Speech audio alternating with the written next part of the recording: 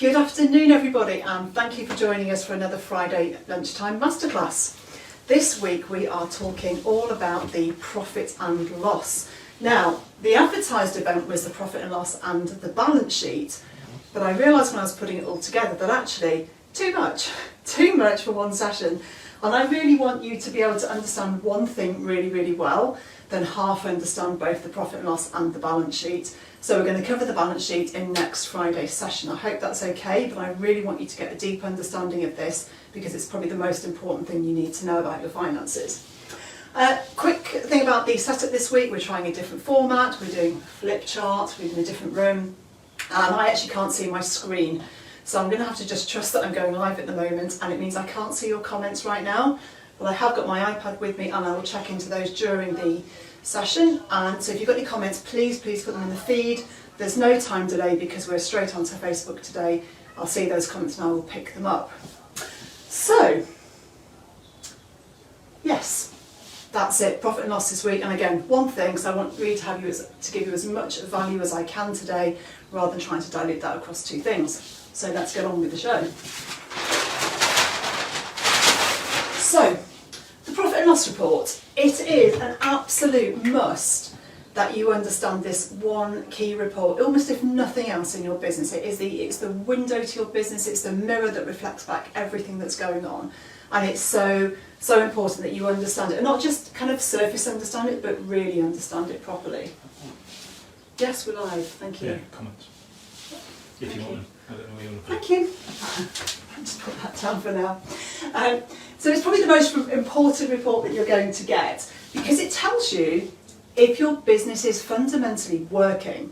It tells you if your business is profitable. It's really fundamental.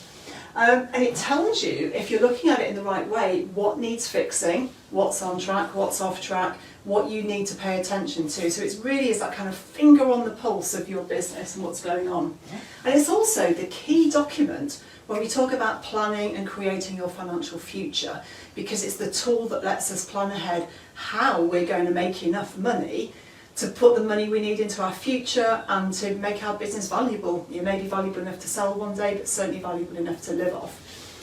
So let's just talk about what the profit and loss report actually is. There's a few things it isn't, which people get very confused about. I mean, even I've worked with businesses who've been turning over millions of pounds, been trading for many years, and they've never quite understood the basis of the profit and loss, which is why I really want to unpack it in detail for you today. So the profit and loss is about the income you have earned within a specific time period. So we're normally talking about a month. It could be a quarter, but you know how I feel about quarterly accounts, they should be illegal. And it could be, obviously your annual accounts, which are covering the period of a year. But normally we're talking about a month because we're talking about that monthly management information. So it's the income you have earned in that time period and the expenditure that you have, the income you've earned and the expenditure you have incurred. Now these are really key words because it isn't what cash you got in. It isn't when you happen to invoice something. It isn't what suppliers you paid this month. Those things are not affected in the profit and loss. That's important because things like you might have invoiced a client at the end of the month for some work you've not done yet. Or you may have, say, had a rates bill in for the year, but you wouldn't want to book all of your rates into 1 month of the profit and loss. So it's very important, it's about income earned and expenditure incurred. And that's why the accountant has to do some jiggery-pokery normally at month end to align everything that's gone through your accounting system with what actually belongs to that month, that moment in time. Because they're not usually the same thing. And if you're not looking at the right numbers, you're not going to see if the problems are there, you're not going to know what needs fixing, and you're not going to be able to react in time. So it's crucially important you get this distinction between cash, when you've paid for something, when you've been invoiced for something, but the only thing that matters is when you incurred it, when you physically earned that money. Another example would be if you're in the service sector, you might work for a couple of months on a project and then invoice it later. You have to recognise the money you earned in that 1 month, even if you haven't yet billed it, and even if the client hasn't paid you for it. So I hope that's clear, but let me know in the comments if not, because I will go back over that if not.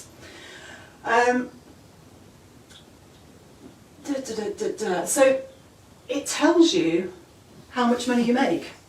It's really fundamental that when you look at that net cash profit on your bottom of your profit and loss account, it's telling you how much money did we make for all the running around the hamster wheel we did this month. How much money did we make? So it's really fundamental we get that right, because if your figures aren't right and you think you're making money but you're not, or if you're not making, you think you're not but you are, and this is things like so stock and work in progress, people who might be pay you on pro forma or pay you on stage payments, they can make a massive difference and fundamentally affect how accurate your figures are. So if you have any of those things in your business and they're not being adjusted for right now, but I was having a conversation with a client yesterday who has this exact problem. They're booking all their income and their costs, but they have no stock management yet. So we have a completely meaningless profit and loss at the moment.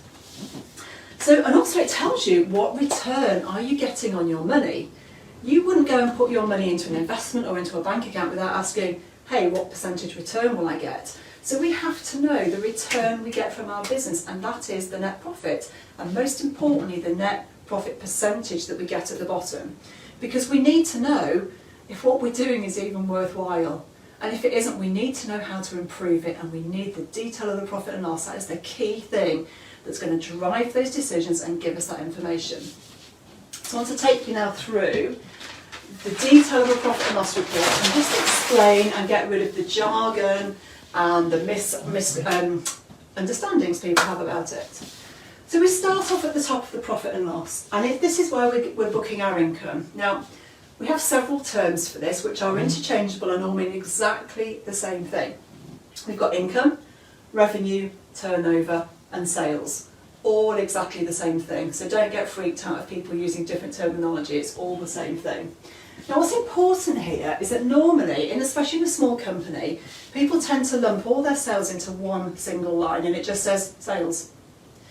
But usually you've got more than one thing going on in your business. You've got different revenue streams, different product categories, and it's super important that you split those out into separate nominal codes in your accounting system, because it is not helpful just to know sales. We need to know, is it this sort of sale, that sort of sale, is it product sale, is it service sale? Because often those things will have different margin and they'll be attached to different parts of your strategy, of your parts of your business you're trying to grow. So you've got to be very careful what you record if you want to be able to measure it the other side. Because often what happens is things get lumped together too much and people are unable to get any value from their profit and loss, so they kind of stop looking at it. Maybe just glance at the bottom line and move on. But it's absolute mine of information and intelligence if you get it right. We then have cost of sales. Now these are all the things that the costs that directly relate to the sales that you've made that month. So if you're a retailer, it's the things that you bought that you physically sold in that month. If you're selling time for money, it's the cost of the people, their salaries, for working in that month, for whose time you recharged. If you're a manufacturer, it's the materials you bought for production, it's the manufacturing labour. So it's the costs that directly, specifically relate to the sales you've made in the month. Now there can be a bit of a grey area on here. In fact, I had a chat with one of our group members a couple of weeks ago about, she's a photographer and she has lots of photography software tools, and the argument or the discussion was, is that gross margin or is that overhead? Because we only use them for doing the work for the clients, but equally it's a fixed overhead regardless. Now in that case I came down on the side of overheads, but just to make you aware there can be a grey area. But we're trying to really capture here the things that directly relate to providing the service. Because what we have to know, one of the most important numbers in your business, which you need to have tattooed on your eyelids, it's so important, gross margin. Gross margin is the lifeblood. Gross margin is the profit that we're going to make that's going to then pay off our overheads and give us our income and give us retained profit. So we have to manage gross margin within an inch of its life. So gross margin is basically your income less your direct cost of sales. Again, the most important part of that to me, is the gross margin percentage. Because if I said to you, or you told me, hey, I made £20,000 gross margin this month, I'm going to go, yeah, and so what? I don't know if that's good or bad. I don't know if that's on track or it's just a figure. But if you told me, and it's 35%, then we know if we're on track or not, because we know maybe, let's say we should be making 40% margin, 35% is a problem. So the percentage makes more sense of the absolute number. So that gross margin percentage is something you should just be absolutely living your life to. It's because it will tell you if you're selling at the wrong prices, if you've been inefficient in production, if you're giving margin away. It also shows if there are accounting errors that are skewing your gross margin. So again, any questions on this as I'm going through, please do leave a note in the comments and I will have a look shortly. Let's have a look, yes, that's fine. So sales and marketing is the next heading. Now, a lot of people don't split this out and they leave it in their general overhead pot. I'm going to tell you why I like to have it separately pulled out in the profit and loss report. Because the cost of acquiring business, I think, should be a separate thing. We should know how much it costs us in salespeople or sales efforts, sales tools, marketing tools, advertising, exhibitions. We need to know the total cost of acquiring business because it's a very important number and again percentage to keep on track of all the time. So it's very important we know, like, does it cost us 10% of sales or 20% of sales to acquire business? Because we can really hone in on that as an investment and not as an overhead that lets us see how effective that sales and marketing activity is. Otherwise it gets washed up with the overhead and it kind of starts to lose any kind of context or meaning. And maybe your business isn't big enough to have that many overheads in there, but I would just still think about that, understanding sales and marketing overhead and what that actually costs you, because it really does focus the mind when you see those costs every month and you think, if we're spending all of that, did we get enough business in to justify that? Is it really working? So we're then into overheads. Now, overheads or costs, pretty self-explanatory. They're all the things that sit below the line in terms of rent, rates, electric, gas, subscriptions, admin, all those costs, vehicles, anything that isn't directly attributable to the delivery of your service or product. And then we've got the most important net profit here. Now there's two net profits we need to report in the profit and loss, and you'll often be only getting one if you're just using your accounting system. So we have here, first of all, net profit before corporation tax and before dividends. Now just to explain why that is, we pay corporation tax on our net accounting profit before we pay ourselves, if we're paying ourselves dividends, and that of course assumes you're a limited company. So we need to show what the net profit is so that we can then take the corporation tax off of that. Now, corporation tax is paid before we take our dividend. So dividend of taxed profit, which is why we need this line before to show profit before tax and divs, which is why then we'll have dividends as a separate line and corporation tax as a separate line. And again, your accounting package probably won't be kicking out these figures for you, which is why I always strongly advocate putting your figures out into a spreadsheet where you can get it exactly how you want it to be. So you can put that corporation tax figure in, you can put your dividends in. Now, if you've got an accountant who does your management accounts, make sure they're putting those into your figures. I can't tell you how many companies I've worked with who thought that figure there was their final profit figure, and they genuinely had no idea we had to take dividends and tax off before they got their figure. And I mean, I'm talking companies turning over millions of pounds who just had a very blinkered accountant who said, oh no, they don't belong on that report, I'm not going to show them there, not realising the massive disservice they were doing to their clients, because the client is a business owner. It's not your job to know all that jargon. It's the accountant's job to make it so bloody obvious that you go, yeah, I get that. I don't have to, you shouldn't be expected to interpret jargon and to interpret their rules. So really, massively super important that you have dividends and corporation tax on your accounts, which we then come to the ultimate figure that we're interested in, the net profit after corporation tax and after dividends. Now, one of the most important numbers for me as well is the percentage of that, because again, you might tell me, hey, I made 10 grand this month, and I go, great, or is it great? I don't know. If you tell me you made 1%, I'm going to go, yeah, well, that's not great, is it? Because that's so close to break even, you haven't got any wriggle room if things go wrong. But if you told me that was 12%, I'd be saying that's amazing, well done. That's a really good, strong net profit percentage. That's also quite useful as well for gauging whether, you know, sometimes business owners are taking too much money out of their business. Maybe not a problem during the pandemic, but before that, we saw that a lot. People thought they were profitable and they were ripping far too much profit out of their company and not leaving enough retained profit, which is where the strength and the value comes in. So this net profit percentage, I want to see that 10% or above ideally. I know there might be some industries that say that can't be achieved, and some people talk about averages. Well, I don't really want to work with average people. I want to work with the people who say, we're going to make our business better. Because if you take an average, it's going to be made up of the best ones and also the worst ones dragging it down. So 10% net profit is what keeps your business safe and builds value and puts cash into your business and retained profit. That's where our strength comes from. If you think of the companies who went into COVID with strength, with cash, with a good balance sheet, they didn't have to panic or worry.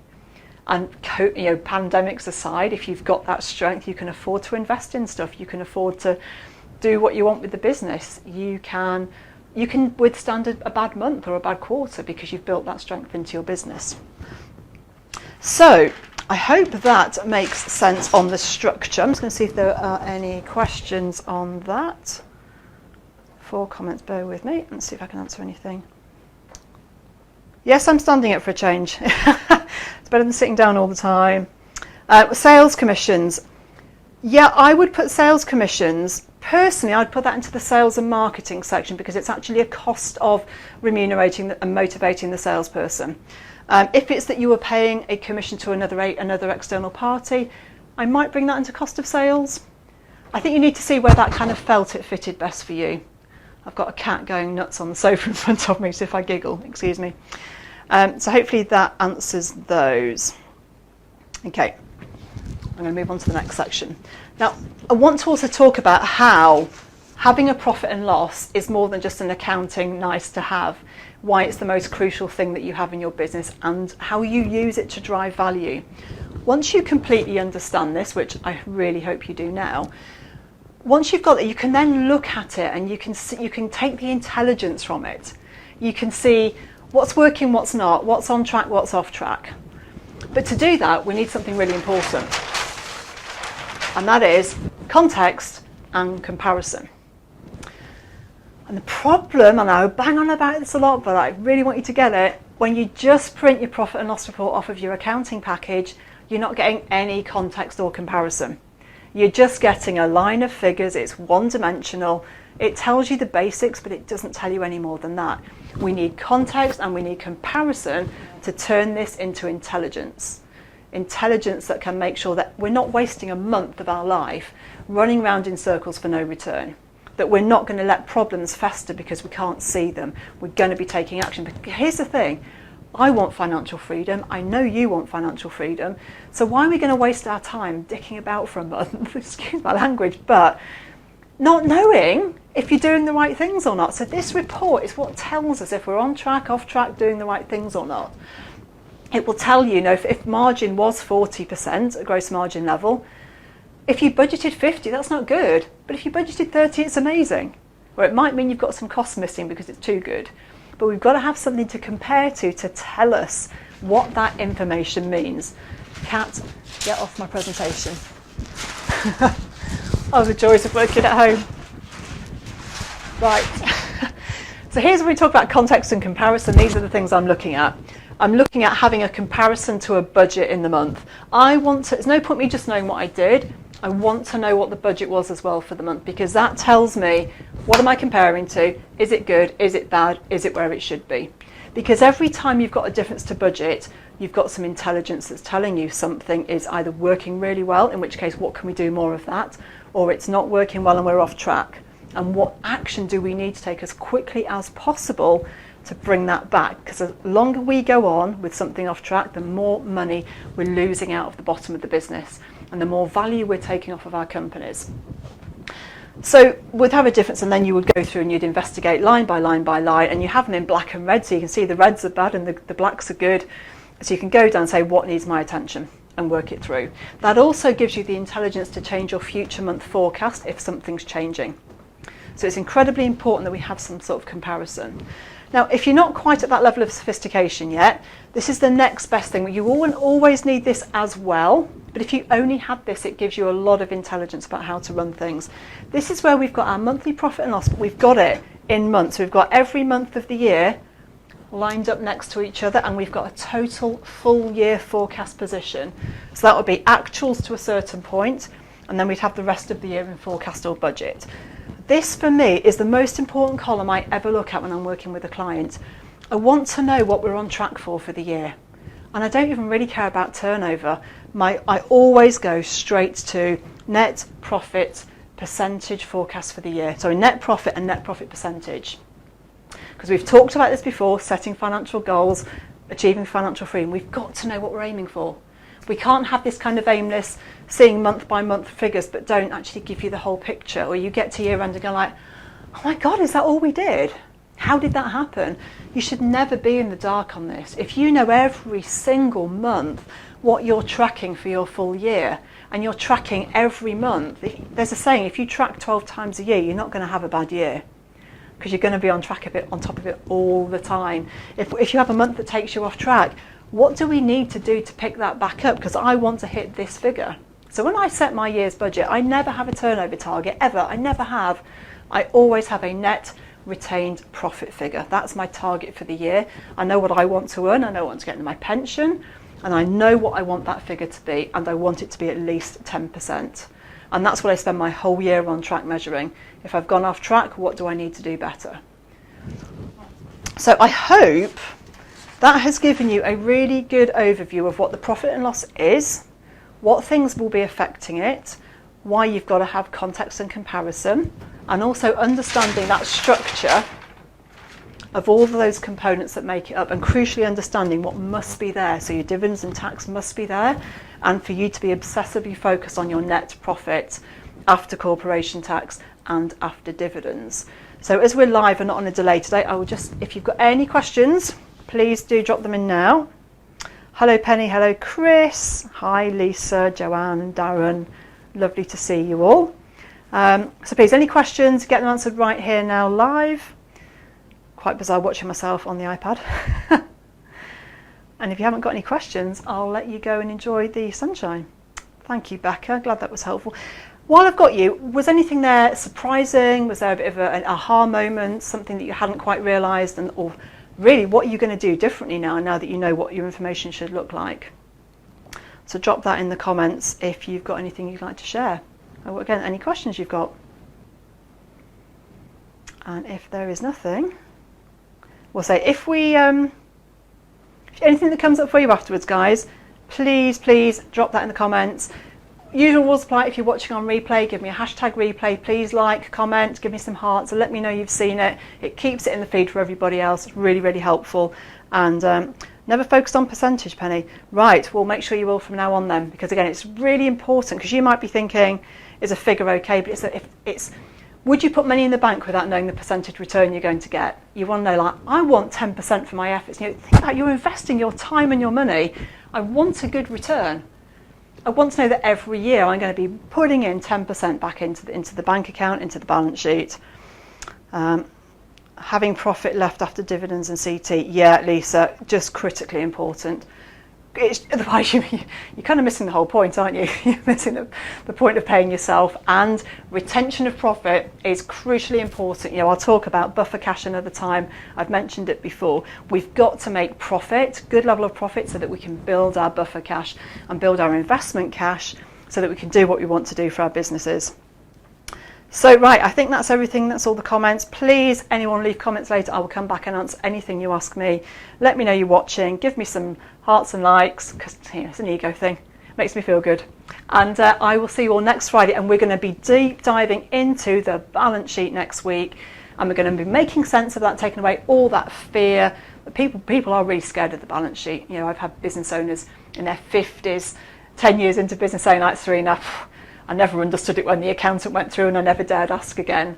So I know it's one of the things that I'm going to make it really easy to understand, and you're going to just get it. I want you after this to be able to say, when I look at my accounts, I just get them. I understand them. They make complete sense. I know what to look for and I know what action to take.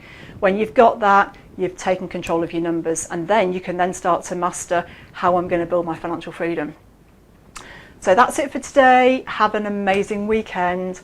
And I'll see you in the group over the weekend and next week, and back next Friday to talk about balance sheets. Have a great weekend. Bye.